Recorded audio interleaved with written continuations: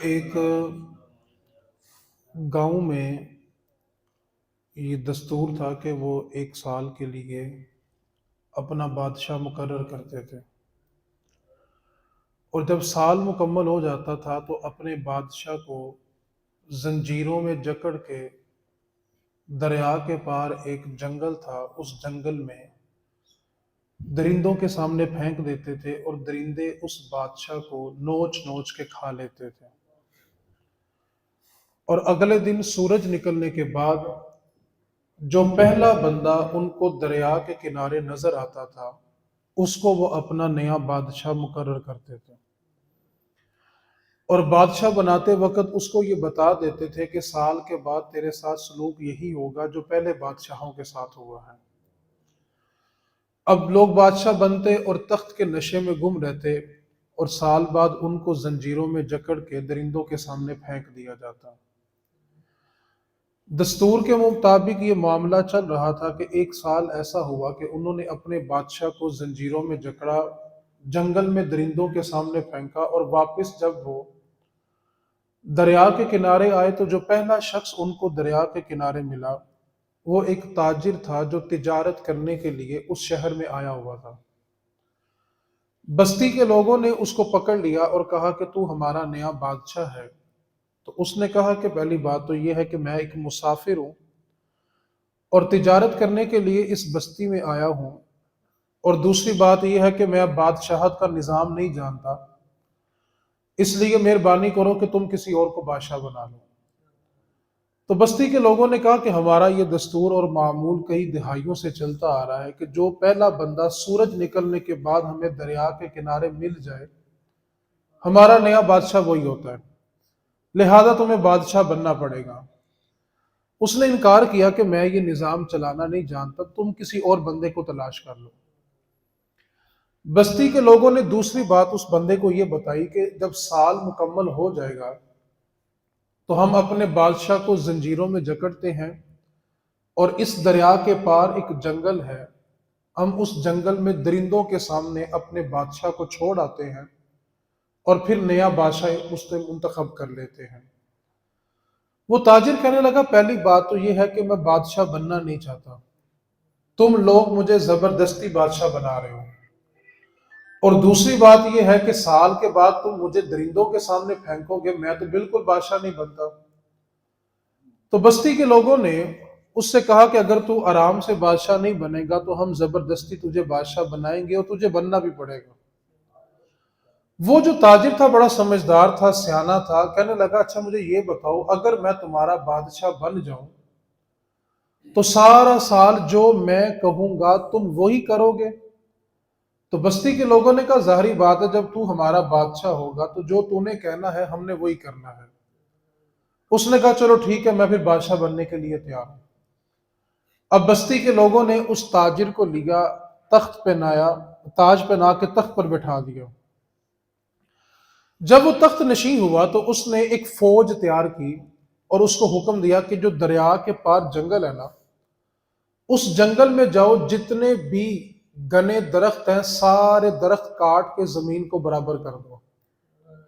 بادشاہ تھا، اس کا حکم مانا گیا، اور درخت کاٹ کے زمین کو برابر کر دیا گیا۔ اس نے دوسری فوج تیار کی اور کہا کہ اس دریا کے پار جنگل میں جاؤ، اور جتنے بھی درندے ہیں وہ سارے قتل کر دو۔ بادشاہ تھا، اس کا حکم مانا گیا، سارے درندوں کو قتل کر دیا گیا۔ اس نے تیسری فوج تیار کی اور کہا کہ وہ جو زمین خالی ہو گئی ہے نا، اب اس کے اوپر ایک بہترین محل تعمیر کرو، عالی شان ایک گھر تعمیر کرو۔ اب بادشاہ کا حکم تھا، گھر تعمیر ہونا شروع ہو گیا۔ اب درخت کاٹ دیے گئے، درندے مار دیے گئے، گھر تعمیر ہوتا رہا۔ جب سال مکمل ہوا تو گھر بھی تعمیر ہو گیا۔ اب ساری بستی کے جو لوگ تھے نا وہ زنجیریں لے کے اپنے بادشاہ کو جکڑنے کے لیے آ گئے۔ تو بادشاہ نے ان سے کہا کہ مجھے جکڑنے کی پکڑنے کی ضرورت نہیں ہے، ایسا ہے کہ میں تمہارے آگے آگے چلتا ہوں، تم میرے پیچھے پیچھے آؤ۔ تو بستی کے لوگ بڑے حیران ہوئے کہ ہر بادشاہ جو تھا وہ چیخو پکار کرتا تھا کہ مجھے کہاں لے کے جا رہے ہو، کچھ مہلت دو۔ یہ بڑا عجیب بادشاہ ہے جو کہتا ہے کہ میں تمہارے آگے آگے چلتا ہوں، تم میرے پیچھے پیچھے آؤ۔ تو بادشاہ نے ایک جملہ تاریخی بولا جس پر میں نے گفتگو کرنی ہے۔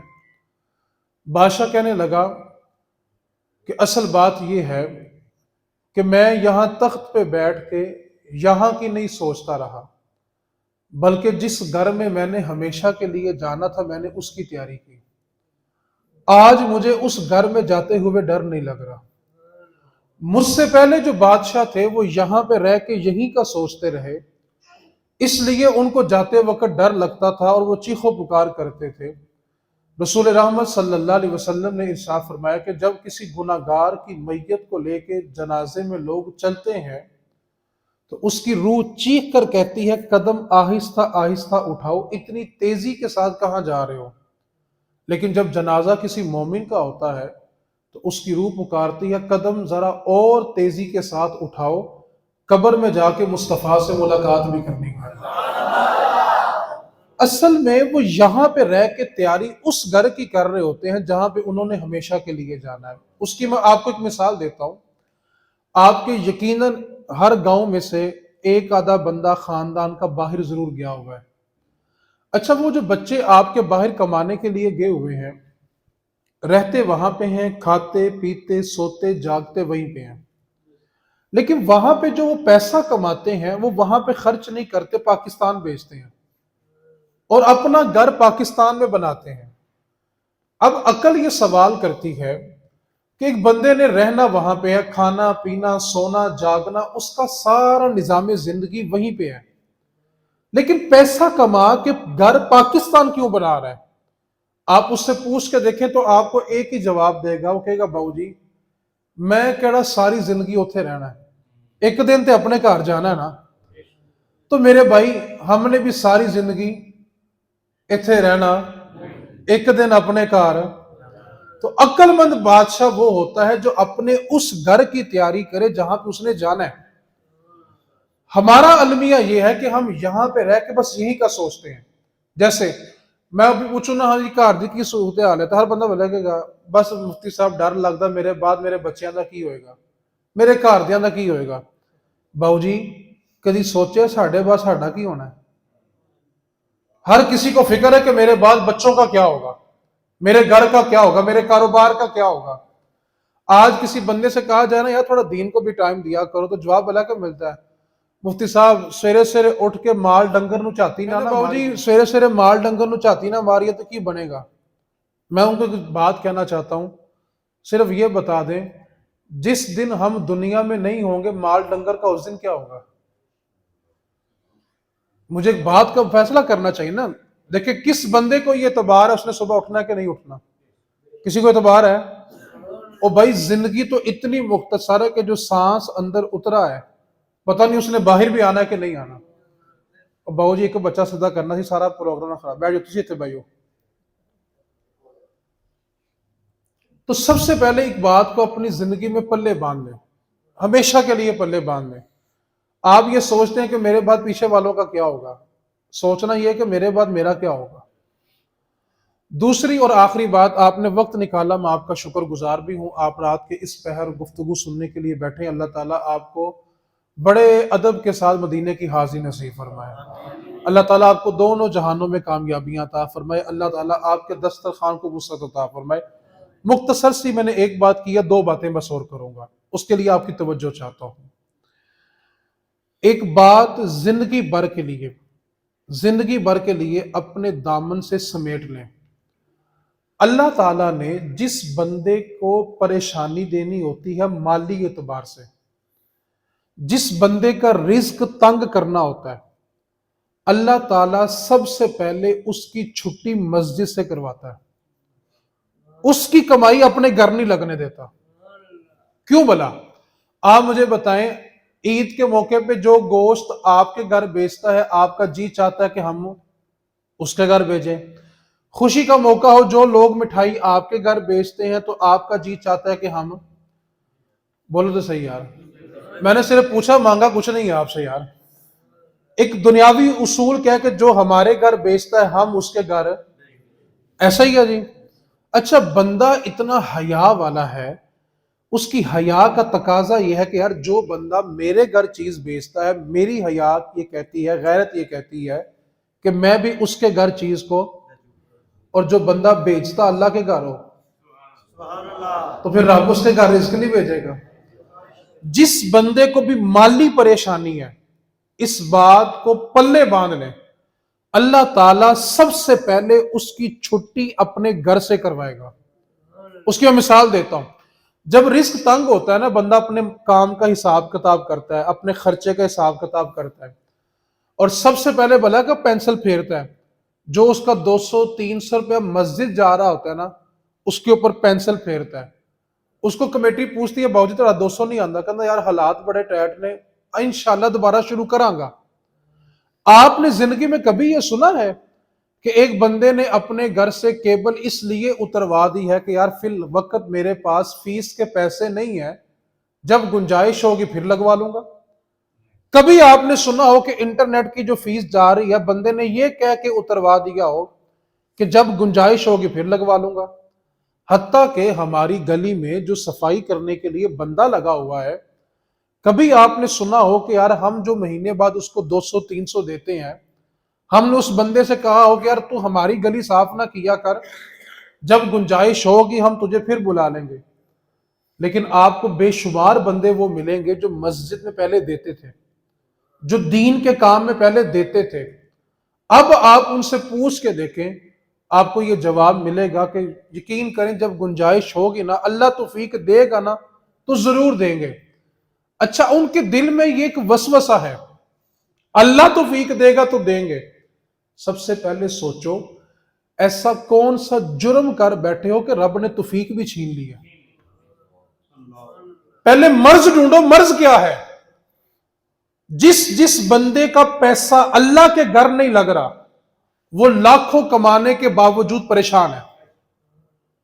اس کے بچے باہر ہونے کے باوجود اس کے گھر میں کوئی بڑی بیماری ضرور ہوگی۔ اس کے بچے باہر اچھا کماتے ہوں پھر بھی اس کے باوجود اولاد اس کی نافرمان ضرور ہوگی۔ اچھا، مزے کی بات بھلا کیا ہے؟ اللہ کی بارگاہ میں دے کے اللہ سے دعا نہیں کرتے، پیر صاحب سے تویز لے کے 1000 کا نذرانہ دے کے وہاں سے دعا کرا لیں گے، اللہ کی بارگاہ میں دینے کے لیے تیار نہیں ہے۔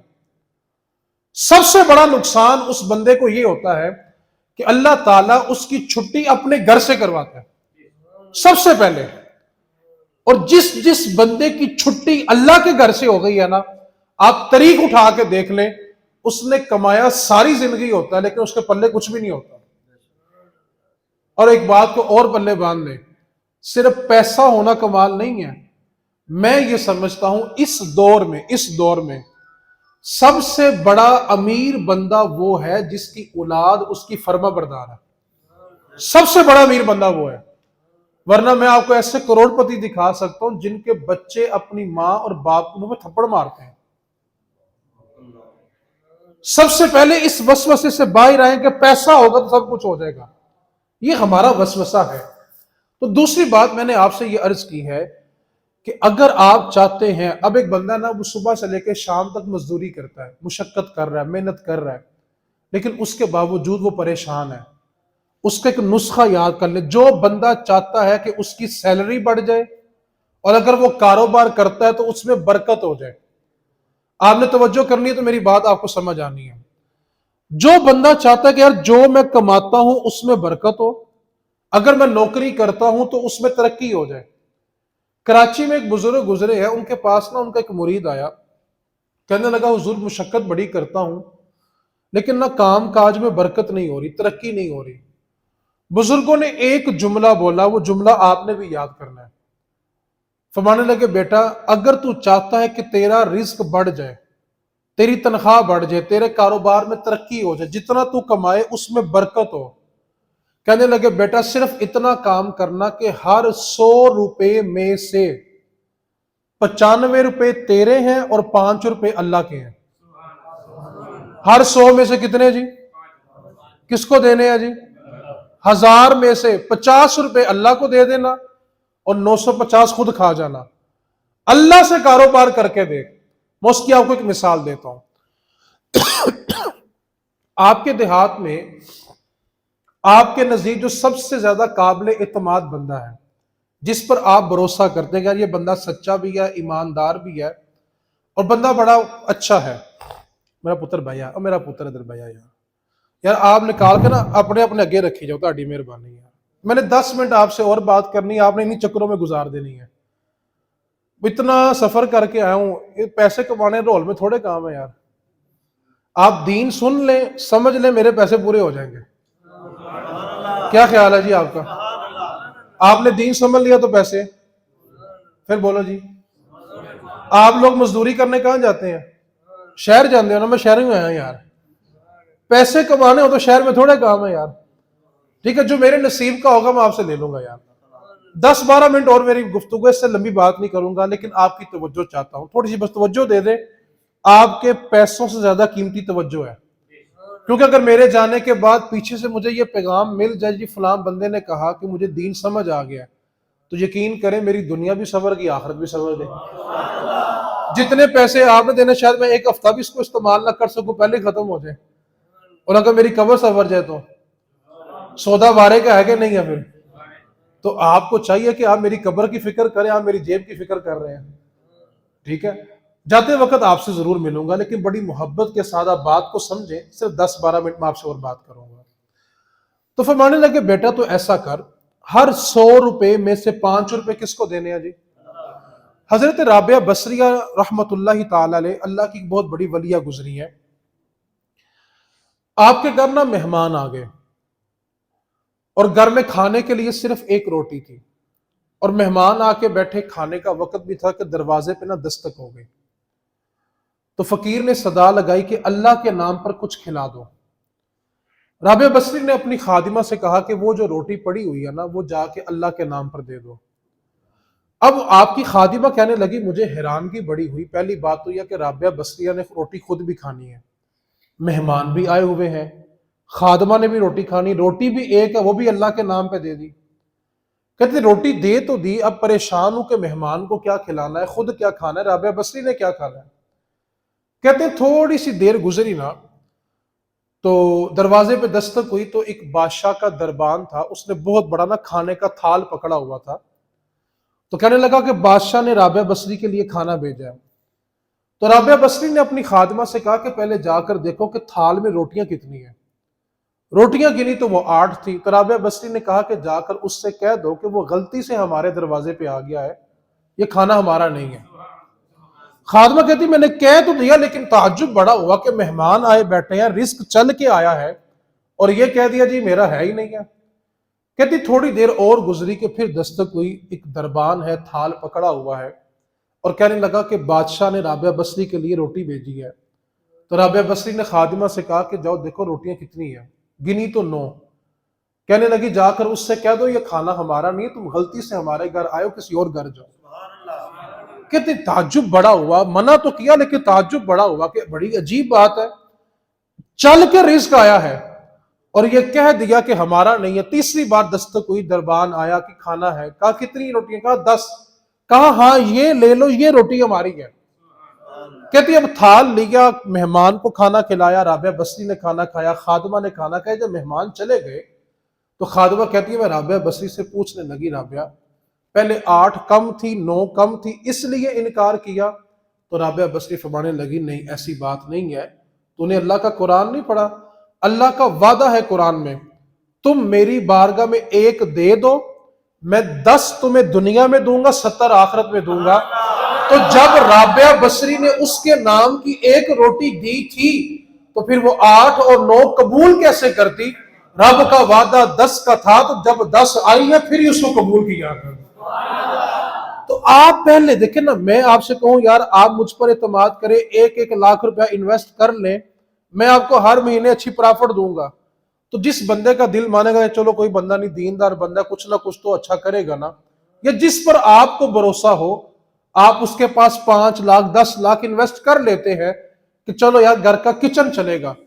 یار میں آپ سے وعدہ کروں تو خدشہ ہے کہ کل کو مکر جاؤں، آپ مجھ سے وعدہ کریں تو مجھے خدشہ ہے کہ آپ کل کو مکر جائیں، لیکن جس رب نے وعدہ کیا ہے نا اس کی شان کیا ہے، ان اللہ لا یخلف المیعاد، اور رب اپنے وعدے کے خلاف کرتا ہی نہیں ہے، وہ جو وعدہ فرما لیتا ہے اس پہ پورا اترتا ہے، اور یہ وعدہ میرے رب کا ہے کہ تم ایک دے دو میں تمہیں 10 اس کے بدلے میں عطا کر دوں گا۔ تو یہ میری گفتگو کا دوسرا حصہ تھا، آخری حصے کی طرف میں بڑھ رہا ہوں۔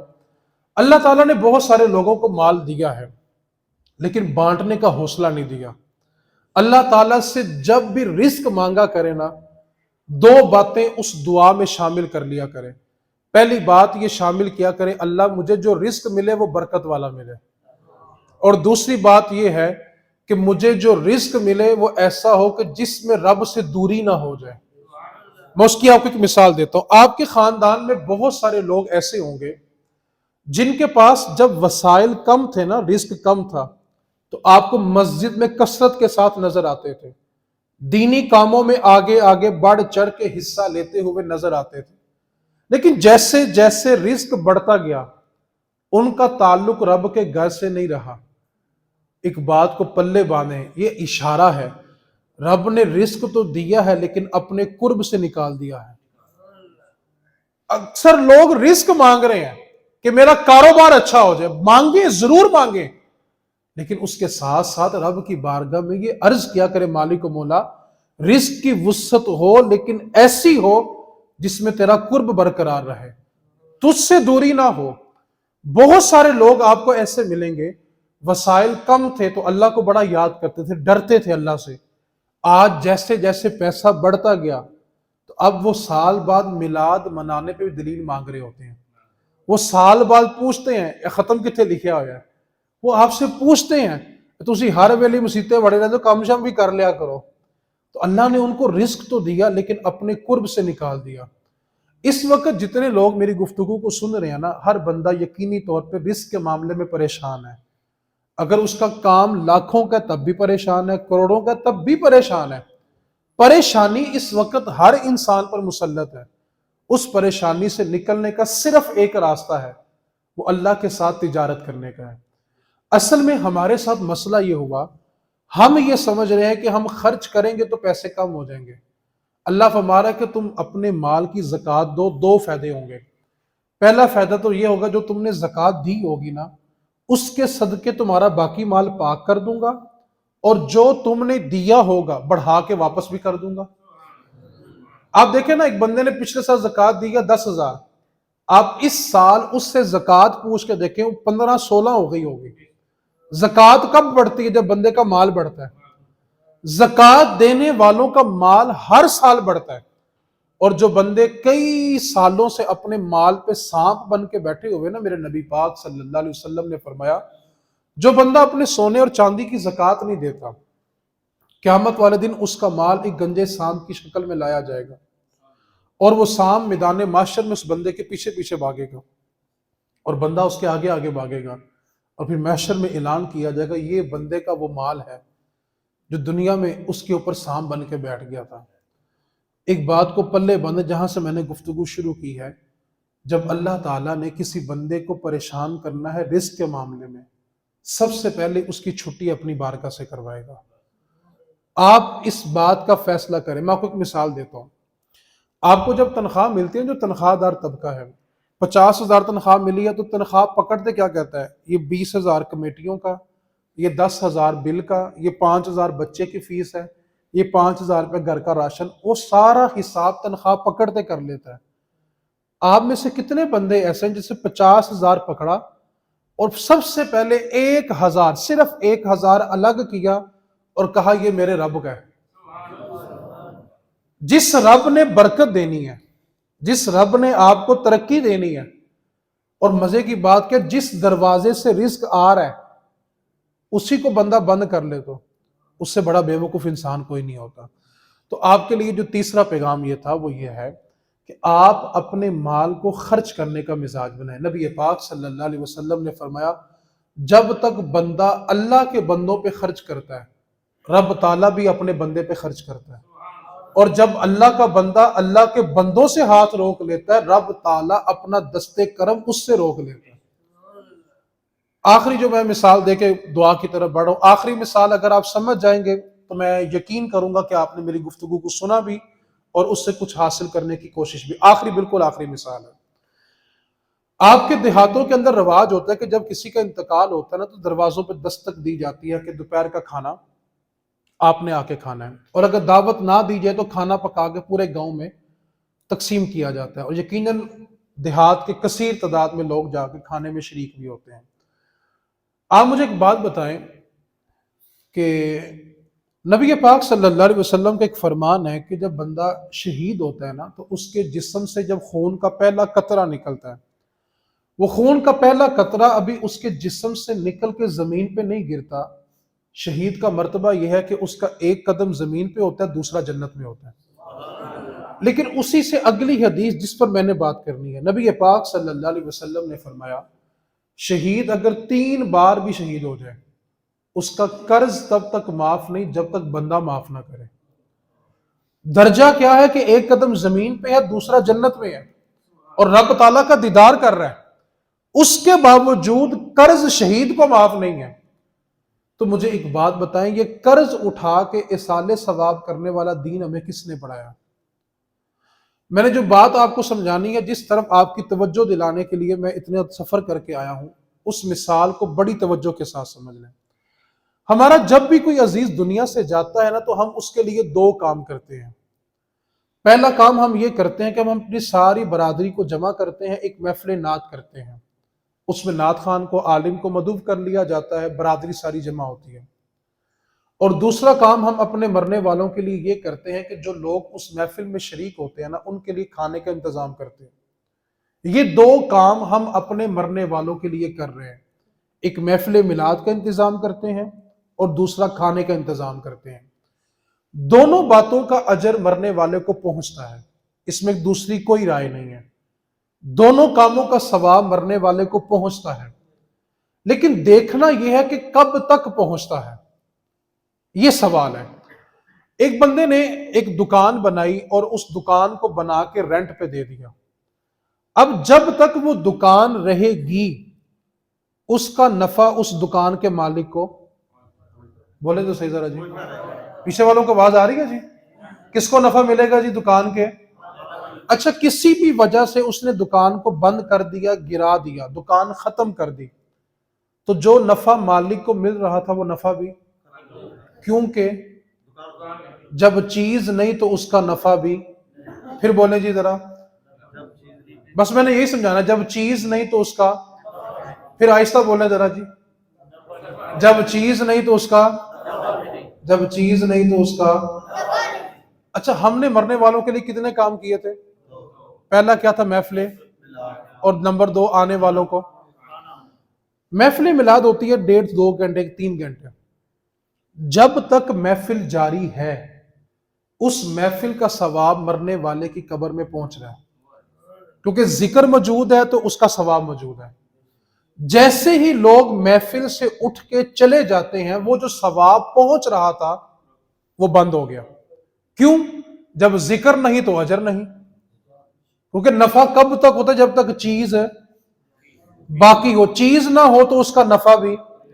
تو وہ جو محفل کا اجر مرنے والے کی قبر میں پہنچ رہا تھا وہ کیا ہو گیا جی؟ پھر بولیں جی ذرا آہستہ بولیں جی، پھر بولیں جی، کیونکہ اب ذکر باقی نہیں تو اس کا نفع بھی۔ اچھا دوسرا کام ہم نے کیا کیا تھا اپنے مرنے والوں کے لیے؟ کھانے کا اجر مرنے والے کو تب تک ملتا ہے جب تک کھانا کھانے والے کو ہضم نہ ہو جائے۔ جب کھانا ہضم ہوا، اس کے وجود سے خارج ہوا، تو جو اجر مرنے والے کو پہنچ رہا تھا وہ ختم ہو گیا۔ مجھے آپ بتائیں، ماں باپ جتنی مشقت کے ساتھ اولاد کو پالتے ہیں، کیا ماں باپ جانے کے بعد ہمارے صرف 6 گھنٹے کے سارے ثواب کے محتاج ہوتے ہیں؟ ہم یہی کر رہے ہیں نا 2 کام، ایک محفل میلاد کرتے ہیں، دوسرا کیا کرتے ہیں؟ محفل کا ثواب کب تک پہنچے گا؟ جب تک محفل ہے۔ اور کھانے کا ثواب کب تک پہنچے گا؟ جب تک کھانا ہضم ہے۔ کھانا ہضم ہو گیا تو اس کا ثواب بھی۔ تو کیوں نہ آپ اور میں ایسا ثواب تلاش کریں کہ ہماری نسلیں، ان کی نسلیں بھی چلی جائیں لیکن ہمارے ماں باپ کی قبر میں اجر پہنچتا رہے۔ تو کیا خیال ہے بس ایسا کام تلاش نہ کر لیں؟ بولو تو صحیح ذرا۔ لیکن اس کے لیے ایک مشکل کام بڑا ہے، تسی سارے پنڈ دے چودھری ہو، تہاڈے کو رواج چھڈے کوئی نہیں جانے، کیونکہ رواج چھڈی چتراہٹ مردی ہے، وہ کتوں لے آواں گے نویں؟ ٹھیک ہے، بتا میں دیتا ہوں، جتنے میرے وڈیرے بزرگ بیٹھے ہوئے ہیں بابا جی، میں تو اپنے ساتھیوں سے، جو میرے لاہور میں ساتھی ہیں جو بزرگ ہو گئے جن کی داڑھی سفید ہو گئی ہے، میں تو ان سے کہا کرتا ہوں کہ یہ جب داڑھی سفید ہو جائے نا، سمجھو زندگی کی اثر پڑ لی ہے، ان قریب سورج ڈوبنے والا ہے، پتہ نہیں کب چلے جانا ہے۔ جناب عمر فاروق رضی اللہ تعالیٰ انہوں نے ایک بندہ خادم رکھا ہوا تھا صرف اس کام کے لیے کہ وہ روز آتا تھا، دربار کے باہر کھڑا ہوتا تھا، کہتا تھا عمر اللہ سے ڈر جاؤ، ان قریب اس کی بارگاہ میں حاضر ہونا ہے اور زندگی کا حساب دینا ہے، اور اس بات کی آپ اس کو تنخواہ دیتے تھے۔ ایک دن اس نے آ کے یہ صدا لگائی، عمر اللہ سے ڈر جاؤ، ان قریب اللہ کی بارگاہ میں جانا ہے، حساب دینا ہے۔ آپ نے اس کو بلایا، اس کو تنخواہ دی اور کہا بیلیا تو نے کل سے نہیں آنا۔ کہنے لگا حضور کوئی غلطی ہوگی تو معافی دے دیں، میں اپنی اصلاح کر لیتا ہوں۔ تو جناب عمر فاروق نے نا اپنی داڑھی میں سے سفید بال پکڑا اور فرمایا جو کام روز تو کرنے آتا تھا نا، اب ہر وقت یہ بال مجھے بتاتا ہے کہ عمر زندگی کی اثر ہو گئی ہے۔ سورج کب ڈوب جائے گا کسی کو کوئی پتہ نہیں ہے، اب تو جوان چلے جاتے ہیں، ہم تو پھر بڑھاپے میں چلے گئے ہیں نا۔ تو میں بات کر رہا تھا کیوں نہ ہم ایسا کام تلاش کریں کہ ہم چلے جائیں، ہمارے بچے چلے جائیں، لیکن ہمارے ماں باپ کا اجر، میں اس کی ایک مثال دیتا ہوں۔ آپ اپنے علاقے میں جہاں جہاں سے آپ تشریف لائے ہیں، اپنے اپنے علاقے میں اپنے محلے کے مدرسے میں جائیں، کیونکہ یہ محفل بھی اسی مقصد کے لیے کہ جو آپ کا مدرسہ بند نہیں رہا۔ اپنے مدرسے میں جائیں، آپ کے علاقے میں جہاں سے آپ تشریف لائے ہیں، وہاں میں نا آپ کو بچے چھوٹے چھوٹے قرآن حفظ کرتے نظر آئیں گے۔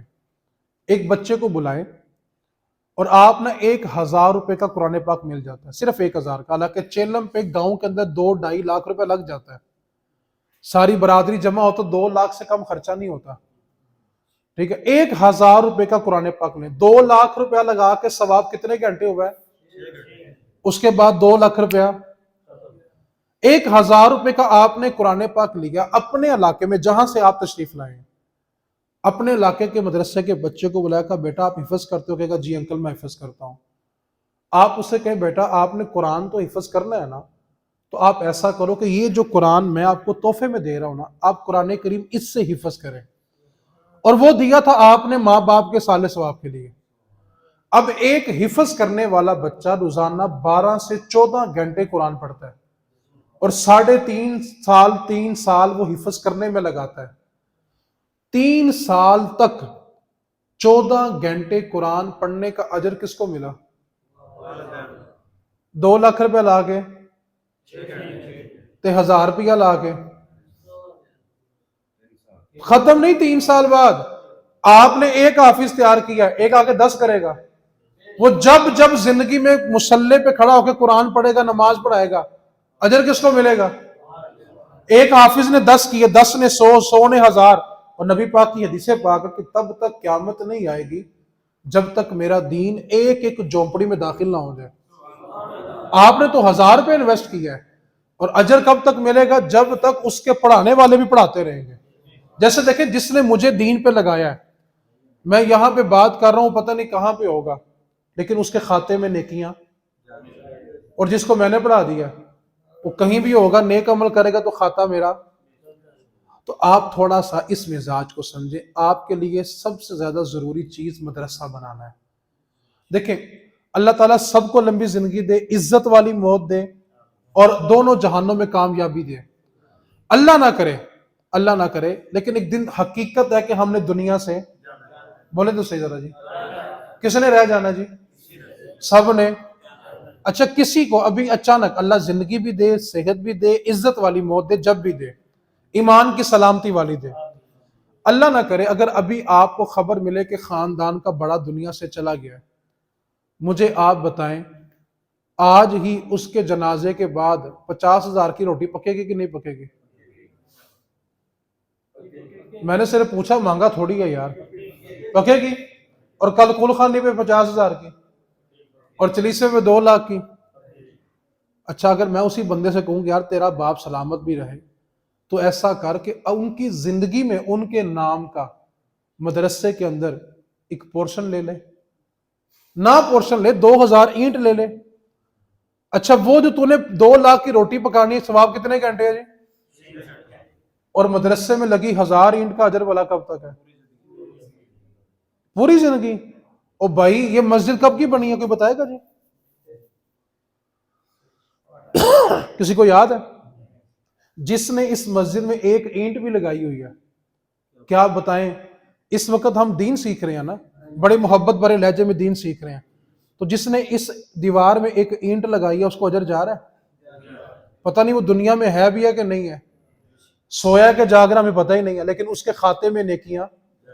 تو میرا بھائی اور میرے سونے ہو، آپ کے لیے سب سے زیادہ ضروری یہ ہے کہ آپ اپنی نسل کو دین دیں۔ آپ دین نہیں نہ دیں گے، میں نے گزشتہ برس جب یہاں پہ حاضر ہوا تھا تو میں نے یہ بات بڑی تفصیل سے آپ کو سمجھائی تھی، جو گزشتہ نشست میں شریک تھے، میں نے یہ کہا تھا کہ ایک والد نے 2 کروڑ گھر پہ لگا کے بچوں کو دے دیا، 8-10 مربع قلعے بچوں کے نام کر دیے، 50 لاکھ کی گاڑی بھی دے دی، 2 کروڑ کا کاروبار بھی دے دیا، لیکن جب وہی باپ گھر کے صحن میں پڑا ہوتا ہے، دنیا سے چلا جاتا ہے، تو اسی کے جوان بچے نا اس کے سرانے کھڑے ہو کے بلا کیا کہتے ہیں، کسی کو ٹیلی فون کرتے ہیں، کہتے ہیں یار آ کے ابا جی نے غسل دے دینا۔ یقین کریں اس سے بڑا غریب باپ نہیں مرا جس کے مرنے کے بعد اس کے بچے اس کو ہاتھ لگانے کے لیے تیار نہیں ہیں۔ کیا کمایا اس نے؟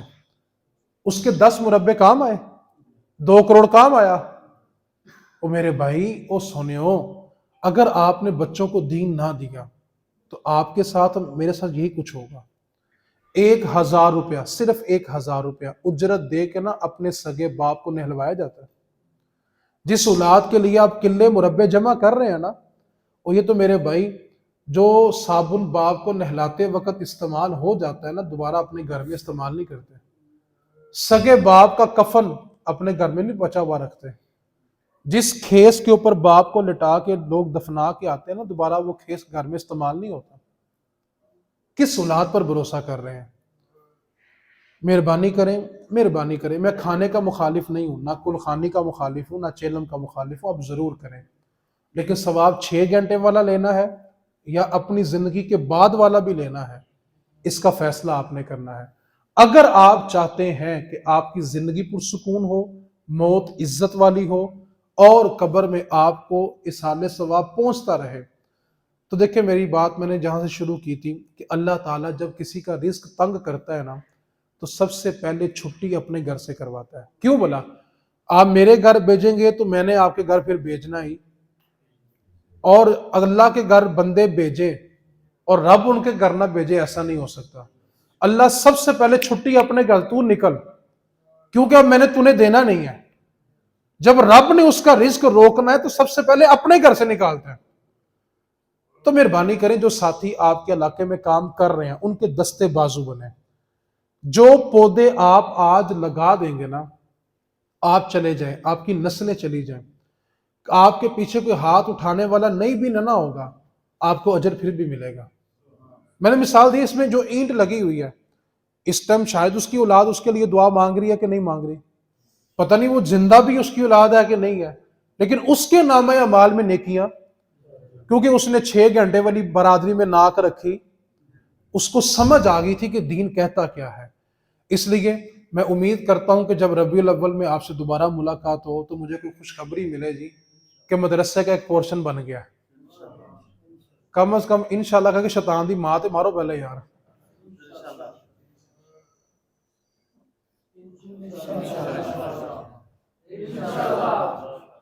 ایتھے ہوئے نا سورا والا مولوی، تسی شیر تے 2000 لٹا دینا، کیا خیال ہے؟ غلط تو نہیں میں کہہ رہا؟ صحیح کہہ رہا ہوں کہ نہیں؟ تو آپ ایسا کریں، وہ جو 2000 آپ نے شیر پہ دینا تھا نا، آپ 2000 روپے کی اینٹیں دے دیں، کیا خیال ہے؟ دیکھیں آپ اینٹیں دیں گے تو ثواب مجھے بھی ملنا، کیوں بلا؟ الدال علی الخیر کفاعلہ، نیکی کا راستہ دکھانے والا نیکی کرنے والے کی طرح ہے۔ تسی 1000 اینٹ دینی تو میرا کام لاہوروں آنے پیسے، تو پھر کیا خیال ہے، کوئی دستے بازو بنیں گے ساتھی کے نہیں بنے؟ دیکھیں میں نے آپ کو مثال عرض کی ہے، اللہ تعالیٰ عزت والی موت سبھی کو دے، ایمان والی موت، لیکن ابھی ہمارے سر پہ پڑ جائے تو ہم 2 لاکھ روپے خرچنے کے وقت پریشان ہوتے، تو آپ مہربانی کریں، وہ جو 50,000 کی دیگیں پکانی ہے نا ابا جی کے لیے، اللہ ان کو عزت کی زندگی دے، آپ ان کی زندگی میں ان کے نام کی 50,000 کی اینٹیں لگا لیں. نہیں میں کہتا کہ آپ 50,000 دیں یار، کم از کم 100 اینٹ تو دے لیں گے کہ نہیں دیں گے؟ 50 بندے بیٹھے ہیں، 100 اینٹیں تو کنیاں بننی، 50 تو 100 دیو جی، 5,000 بنے گی. تو 5,000 اینٹ کل تک آ جائے گی کہ نہیں آئے گی جی؟ 100 اینٹ بولا کتنے کی بنتی ہے؟ میں کہا کچھ 14-15,000 کی بنے گی. تو مہربانی کریں، میں یہ نہیں کہہ رہا کہ آپ ابھی پیسے دے دیں، لیکن جو ساتھی ادارہ بنانا چاہ رہے ہیں آپ ان کے دستے بازو بنے. اچھا ادارہ بن جائے گا، کل کو میں نے یہاں پہ آ کے پڑھنا ہے، کس کے بچے پڑھنے ہیں؟ ان بچوں نے پڑھ کے دعا کس کے لیے کرنی ہے؟ بولو تو صحیح. تو مینوں کی فائدہ ہویا؟ 100% شیئر ہوئے گا، پوری پرافٹ لواں گا قیامت والے دن تہاڈے کولوں. ٹھیک ہے. تو آپ نے میرا بھائی ان باتوں کو بڑی توجہ سے دل میں جگہ دینی ہے. اس بات کو میں دہرا کے دعا کی طرف بڑھ رہا ہوں کہ آپ نے غور کرنا ہے کہ آپ کی کمائی میں اللہ کا حصہ ہے یا نہیں. واصف علی واصف رحمۃ اللہ علیہ فرمایا کرتے تھے انسان کی زندگی میں جتنا رب کا حصہ ہے اس کی کائنات میں تمہارا اتنا حصہ ہے. آپ یہ دیکھیں کہ آپ کی زندگی میں رب کا کتنا حصہ ہے. تو آپ صرف اگر 500 بھی دیں گے نا تو کام شروع ہو سکتا ہے. تو آپ کے جو مرحومین چلے گئے ہیں آپ ان کے سارے ثواب کے لیے، جو زندہ ہیں ان کی نیکیوں کے لیے قدم بڑھائیں. میں اس امید کے ساتھ اور اس یقین کے ساتھ اپنی گفتگو کو اختتام کی طرف لے کے جا رہا ہوں کہ اگلی نشست میں زندگی نے وفا کی جب آپ سے ملاقات ہو تو مجھے مائک پر بیٹھتے یہ اعلان کرنا نصیب ہو کہ الحمدللہ ہمارے مدرسے کا ایک پورشن بن گیا ہے. انشاءاللہ انشاءاللہ اللہ تعالیٰ آپ کو اور مجھے جو آپ کے ساتھی، جو آپ کا شیڈول آپ اس کے مطابق کریں. اللہ تعالیٰ آپ کو استقامت دے. اب جس کے جی میں آئے وہ حاصل روشنی کرے، اب جس کے جی میں آئے وہ حاصل روشنی کرے. ہم نے تو دل جلا کے سر عام کر دیا.